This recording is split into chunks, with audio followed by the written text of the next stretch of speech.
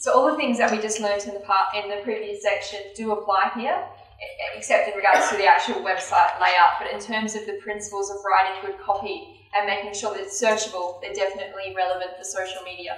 So in regards to social media, we've seen lots of stats out there, but we all know that it's really important for what we're doing in terms of communicating with our audience, because everyone's using it and different people are using different things. Okay, so why is content important for social media? Well, we have touched on it quite a bit. It's basically because social media uses algorithms similar to Google, and these social media algorithms do look at content and how content's structured. There's a few different things. So the other positive with content and also a negative is that it can deter or can convert users, as Ali mentioned earlier. So the main thing that you want to do is you want to create engagement. You've all got goals, you've all got KPIs, you've all got objectives. How can you use those, get those objectives achieved through your content? That's what you need to be considering, and we're going to give you a few tips on how to do that. The other thing is increasing your site traffic and your conversion, so actually getting people to come back to your website or to come to your social media and actually use your social media. There's so many Facebook pages sitting out there with no one visiting them. So it's really important to create good content so people want to come back. If you lose them after a few terrible posts, you may not get them back. So it's really important to consider that. Some of the other things too is it can reduce your actual marketing costs overall. So if you can communicate and put good content out through your social media, then you're reducing your other marketing costs because you're not putting out printed collateral. The other things is you can create new partnerships and engagement with the community as well. So good content on social media has to be relevant to the platform, and we're going to go specifically in the next section on how to make it relevant to the actual platform you're targeting. What you put on Instagram is very different to what you put on Facebook. Sometimes you have a completely different content strategy for every different social media, and we'll go through that. Yeah, the main thing you want to consider is it has to be punchy, it has to be attention grabbing, especially with Twitter when you've got character limits. You have to get to the point, you have to get to the point fast, and you have to make people want to click on you and follow you. And often you want a call to action. You've got to think, what's the purpose of this communication? Why am I putting this out there? What do I want them to do? If you don't get that across, you don't get the action. So you need to do that. I just put an example here. I came across this because actually I'm from WA and I live in the city of Stirling. I thought this was really interesting because when I went to their social media page, they actually have a Facebook page for every division of their council, which is maybe a bit of overkill. But I can see what they're doing is that they've got different markets. So the main thing that they're considering is I've got a different market with a different purpose, with a different objective I'm trying to achieve, and they respond to information differently. Maybe they thought, libraries might be the older generation, they need this sort of information, whereas, the skate park or the art festival will be the younger generation, so we need to put a different message there. So I see what they did there, and there's another council that I noticed they did that. Yes. So I did stop all of you. To see that, what level you're at with your social media, and I've provided specific feedback, not with your name on it, but I've put some feedback in there of how you can sort of improve what you're doing. I thought this was good because you did target different areas. Like I said, the library's going to have a different market to the Rundle Mall. You'd have a different message that you put out there, so I thought this was good. As long as, I guess, they're all updated is the main thing. If you've got so many that you can't update them and you don't have fresh content, there's no point. You're better off sticking with one. So things to remember, and we will go through this, multimedia works. So you want to have different types of messages you're putting out. So some things will be very well suited to video, and we'll go through that. Some will be better, with just text, but I also believe that anything with text should have an image with it. I really do, because it increases the engagement at least 5-fold plus. I've had a look at all of our stats across our social media, and the ones with images are the ones that get the engagement. And people don't really read things these days. People are so fast, they're looking on their phone or their tablets, they don't have time to sit there and read a novel. So if you can break it up with headings, as Ali gave all of the information earlier, you break up your content, people are going to view it. The other thing is to make it memorable. I came across this guy on Twitter. He vowed to sketch every new Twitter follower he had. So he had a massive increase in followers, an 8,000% change in his Twitter followers after this campaign. So if you can be creative and be memorable, you get more action. I just want to know who's responsible for Snap Send Solve. The app. Is it Gladstone? I thought that was a really good app. So there's an app from one of the government departments. Yeah, we're not responsible for the app, but we are using it. You're using it, okay. I really like that app. It's a private company that set it up for councils, and councils are all tagged into it, but it's not council or government owned, it's a private company. It's a really great initiative. Yeah, so I thought it was a really good idea. So those are the things that, you know, I'm thinking, how can we serve our user? How can we provide what our user wants in a creative way are really good. So that's a great example. Does everyone know about Snap Send Solve? Who wants to explain it? It's a site that you can basically report, geolocate where you are to report something to a council. So it takes geolocation, and if there's a fence down, signpost down, or whatever, you can take a photo, you can send it, and it works out what council it fits in and sends it to a generic council email address. So some councils like it, some councils don't like it, because if they're not tagged into the correct email address, residents get upset because it hasn't been responded to. So those councils who are switched on will usually make sure that contact Snap Send themselves say, look, we'd prefer you to use customer relations email address, or something that can be kicked into their CRM response.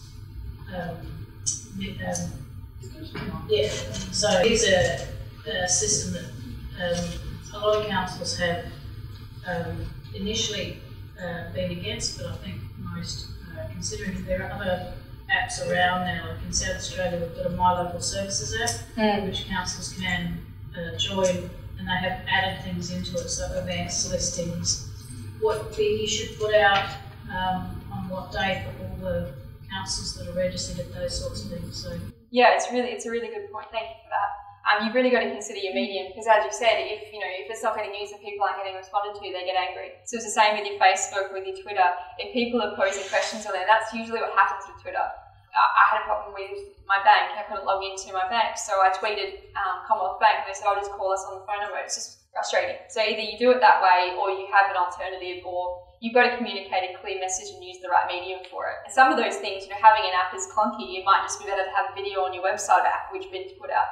So there's different ways of handling it. Okay, so in terms of social media content suggestions, you want to consider things like new developments, new initiatives, those sort of things, but the way that you put out that content, I think, is even more important than the content itself. Like I said, if you can pose questions, if you can make it interesting, if you can find some sort of human interest part of it, or even get the general public to give you some of that content, that'll make much more of a splash than if you just push that content all the time in the same way. You've got to consider things that are changing in the industry, what people are most concerned about. You've got to consider things that they want to know that will better their life, that will also reflect the personality and brand of your council. And you want to tailor your message. Like I said, different channels have different ways of communicating. We'll go through that. There's a little example on the bottom from Woolworths. So this is what I meant by user-generated content. So someone took a photo of stocking up on some chop bombs that they got from Woolworths, and that's how Woolworths is using user content to populate its social media. And it has much more effect than your own population of content, because people like it, they share it to all their friends. Look, Woolworths posted my post, and it goes everywhere, and that's how you can go viral. The other thing you want to do as well is don't overly self-promote. You want to consider the voice that you're putting out there, and like Ali said, it should be about them. It shouldn't all be all about you. Oh, we're wonderful, we're great. It could be like, yes, we're good and we've got some problems, but what do you guys want, and how can we serve you better? You want to localise the content, and that relates back to that pigeon update I talked about earlier. You want to make sure that it does tie into local organisations, local businesses, that sort of thing, to increase your reach. You want to have a unique voice as well. It's harder to get angry with Brenda responding on behalf of the council than it is just the council itself. So if you can have sort of a personalised voice, it can sometimes help, sometimes it's not appropriate, but it's just something to consider, that when you write your responses, that it's more personal, especially on Facebook. And you want to be entertaining, so you will get people, we'll go through this, trolls, basically writing bad things and just trying to start arguments for the sake of getting some attention, but you want to consider how you respond. So we got this one here where Leanne Willie had written to Woolworths, and actually, because they responded so well, it got to a point where she said, "I'm sorry, Woolworth, I had a bad day, your toys are lovely, I'm sorry for being rude." And then the way that Woolworths respond is quite warm and friendly, and they keep a consistent tone with all responses, and even have a little bit of fun with it sometimes, so that can really help. So I did mention earlier multimedia, so we really want to consider adding imagery to whatever we're posting, and video is getting embraced more than ever, and Sharmini will actually go through that. So video is really powerful, especially for what you're trying to achieve. Okay, so how do you write for Facebook? We will go through Facebook in quite a lot of detail. This is just sort of the shorts on copywriting. And then after we've done sort of the shorts on copywriting for each social media, we'll have a quick break. So basically for Facebook, again, I have gone through everyone's Facebook that's in this room. The main thing I would say is some of the posts are a little bit long. So you just want to shorten the language a bit. You want to post some questions. You want to make it a little bit more conversational instead of just like a news article. You want to make it a bit more personal. That would be my feedback on the Facebook stuff that I've seen. And like Ali mentioned, you want to put something there that people want to share. So if one of your users is sharing a really nice story, you put that on there, they're going to share it with their families, going to share it with their friends, and it's going to go further. You also want to make it action orientated. Some of the posts I read on the Facebook's in the room, and also in general, it doesn't tell you anything, like it doesn't direct you to do anything, it doesn't convert. Some things need to convert, some things don't, but it is also good to have sort of a point or what you need to do after you've read that post. The other thing I would suggest is, as I mentioned earlier, pose more questions, make it more about the user. You will find that once you start to pose some questions, you actually get more feedback and responses. But one of the ways we learn all this stuff is because you can't study this. As soon as you study it, it's already old. The way that we know this stuff and the way that we conduct these workshops and seminars is playing with it. So we do it for ourselves. You know, we see it with our clients, but mainly with ourselves, we can be a bit more risky. So we can try a few things. We can put a few riskier posts out there and see what works and what doesn't work. And from what I've seen from all of our social media across nationally, the main thing that's worked a lot with reach is asking questions and having personal engagement and photos, and also links and videos and that sort of thing. I don't really like emoticons too much. I think it can look a bit cheesy and can sometimes look a bit unprofessional if you have all these smiley faces and things going on. How to write for Twitter. So as I said, it's much, much shorter. The other thing you want to consider with Twitter is don't use all the characters, because if someone wants to retweet it, they'll add a little bit to it, so they need some space to do that. So it's always good to leave a little bit more space. And with Twitter, again, you have to really get to the point. You have to make it so exciting that they want to click on it and read more. You also want to make it friendly and personable. Twitter's a lot different to Facebook in that it's short, it's to the point, and people tweet a lot. So there's a lot of tweets out there, a lot more than, say, Facebook posts. So it's good to consider that. The other thing with Twitter you really want to do and you have to do is hashtags. I'm going to go through hashtagging later on, but it's definitely part of content, and if you don't hashtag, you really are missing out. I'll go through some examples of that. The other thing you want to do with Twitter is you need to engage with people. It can't just be, I'm putting a tweet out, I'm putting a tweet out. You need to favourite some stuff, you need to actually reply to some people, you need to talk on Twitter and engage, otherwise you won't get the reach that you're really looking for. We'll go through that. The other thing with Twitter is they introduce videos, and there's also Twitter advertising as well. So if you want to try a few different things, like say you have events or something a bit spur of the moment, you want to try something different, you can do that with Twitter. I've tried Twitter advertising, some of our clients have not found it as successful as Facebook because it's fairly new and the reach isn't there. LinkedIn is a completely different beast. You can't really write for LinkedIn like you would write for a blog. It's much shorter, and again, it has to be quite engaging or people don't read it. I won't spend too much time on LinkedIn. There's only 1 or 2 people that really were interested in LinkedIn, but I think from a personal perspective, there's 2 main points of LinkedIn. One, you've got a public figure and you really want to present a personality and also show experience, show credibility, those sort of things. And the second thing is you can actually have a company page or organisational page where you have, again, credible information, links. You can post articles, that sort of thing as well. So with LinkedIn, we will go through a few more tips later on in the presentation for that. This is just an example of an article that I put out onto my LinkedIn. So I came across an existing article, but then I wrote my own spiel on it. So anything that you put out that is someone else's material, of course you're crediting it, but you also want to put your own spin on it. Why did I find this interesting? Why do I think you guys will enjoy this article? So just writing a bit about it and hashtagging as well. Hashtagging is still good for LinkedIn as well. A few of you have Instagram, so I definitely had a look. I have seen Instagram be quite successful for government because people love to share images, and there's a lot of beautiful things about the places we live in. There's a lot of pride for the council that we live within in terms of, you've got parks, you've got events, you've got features, you've got a lot of different things to share, and Instagram is often a really great way to do that. So we did have a lot of people ask for us to go through Instagram, so we will. But in terms of writing for Instagram, it's very short and it's hashtag heavy, and we're going to go through hashtags on that. But the main thing with Instagram that's different to the other mediums is you can be a bit more fun. It's more about personality, it's more about sharing, it's more about art, food, people. It has to be photo friendly. I won't go through Pinterest because we don't have time, but if you guys are interested in learning a bit more about Pinterest, we do have information about that. You can check out our Pinterest page as well. With YouTube, we will go through that in quite a bit of detail. So YouTube's obviously more video content than it is the actual writing. But it is important to consider that the way that you label your videos and tag your videos will mean the difference between being found and not being found. So it is really important to consider the title of your video, the description that you give it, and the tags that you put in there. It's the same principles as search engine optimization. You want to put a good amount of keywords and content in there. Some of you will have blogs on your website, otherwise you might have news. The difference sort of between blogs and news is a bit longer, blogs are a little bit more to the point, a lot of links and then just written in a slightly different way. With blogs you want to keep it concise, just be to the point, lots of bullet points, those sort of things. Ali really did give a good explanation of how to write content, which is quite applicable to blogs. The main thing is it's got to be informative. And the last 2 slides that Ali did, there was the questions from Google. You need to ask yourself, is this just a fluff piece? Is it actually relevant? Is it believable? Is it credible? Otherwise, don't write it. So in terms of planning your content and planning for social media, there's a few things that I would suggest. And if you do engage with us on social media and win, these are some of the things we'll do for you. Basically consider the goals, what you want to achieve for different departments, what you want to achieve overall, what you want to achieve in each particular medium for social media, and also what is appropriate for you to achieve those goals. It may not be appropriate for you to have a Facebook page. It might not work if you're not going to update it and if you don't have the resources. The other thing you want to consider is the type of messages you want to put out there. As Ali mentioned, you want to have a consistent voice. If you have someone writing like a 14-year-old girl, and then you have another sort of macho voice, it's not going to really gel well together, so you need to be consistent. You also want to have a content plan and a calendar. Someone in the room had asked me about how to plan content, so I'll go through that.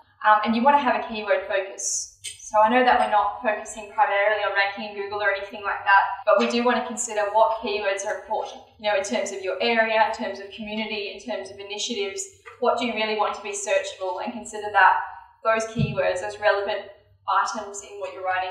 You want to consider your branding and your personality. Sometimes it's helpful to consider if your council was a person, what famous person, or several famous people, who would they be? And then sort of work out back from there what sort of personality, how they would talk, what they would say, that sort of thing. You want to consider guidelines and user restrictions. If you're worried about someone in the marketing department who gets on wines on Friday night writing some crazy things on social media, you need to put some guidelines in place that doesn't happen.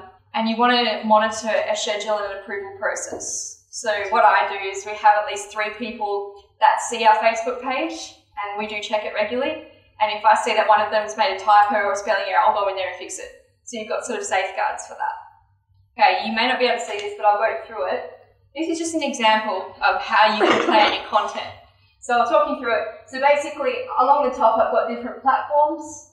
I've got different categories of what's going to happen with those platforms. So for example, with monitoring, Facebook, I said, I or someone in our team will check it morning, lunch and evening. And then I put who is responsible for doing that. With Twitter, we check it daily, or it might be hourly, depending on what sort of Twitter you've got. With Instagram, we just put sort of when you need to check them. And that's based on how fast-paced they are. If there's any risk of trolls or anyone doing anything weird there, then you want to be all over that.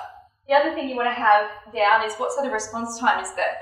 You don't want someone posting a critical council question on your Twitter and no one answers it to the next day. So you need to have that monitoring in place, and then you need to work out how you're going to respond. The other thing you want to consider is original content versus non-original content. So what I mean by that is you might be reposting, an article from The Age or from a newspaper that you think is relevant. So how often are you going to do that? Compared to how often are you going to write a human interest story on someone in your council or a business or something that's happened or an event. So you need to consider how much original content you can produce, non-original content, etc.